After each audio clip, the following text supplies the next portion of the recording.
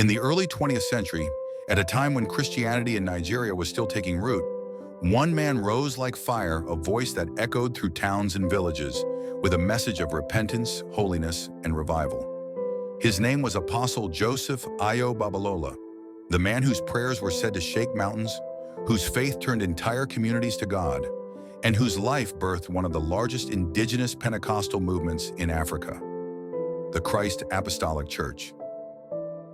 Yet behind the miracles and the fire was a man, frail, human, and exhausted. This is the story of a fiery preacher whose passion consumed him. Joseph Ayo Babalola was born on April 25, 1904, in Odo Owa, a quiet town in present-day Kwara State, Nigeria.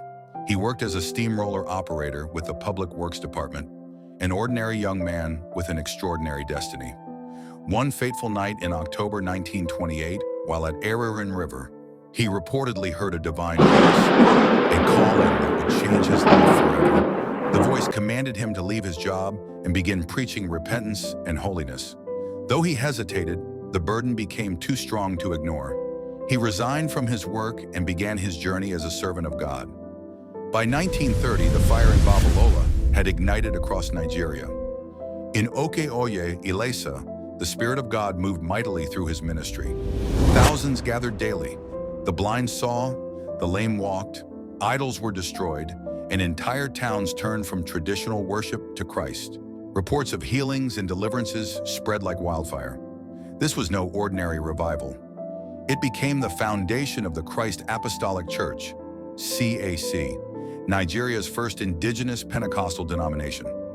Apostle Babalola's voice thundered through villages, calling people to prayer, purity, and power. He became a living legend, respected yet misunderstood by some, loved by many. But behind the power was pain. Behind the revival was fatigue. Apostle Babalola was not a man who knew rest. He would fast and pray for days without food or sleep. His travels took him across villages and states, often under harsh conditions. He carried not just his own faith, but the expectations of an entire nation seeking miracles. The pressure was immense.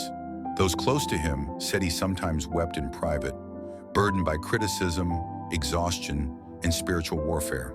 His body, once strong, began to show signs of stress. In 1959, while visiting Ide in Osun State, the great apostle fell ill. His body, worn out from years of labor and stress, could no longer keep up with his spirit. On July 26, 1959, at just 55 years old, Apostle Joseph Ayo Babalola breathed his last. His death sent shockwaves across the Christian community. The man of fire had gone home to rest, but his message did not die with him. His prayer mountain at Odoawa still stands today, a monument to his faith and passion.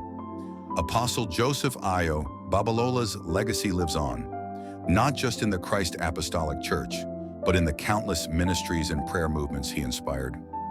His life reminds us that zeal without balance leads to burnout, and that even the most anointed are still human.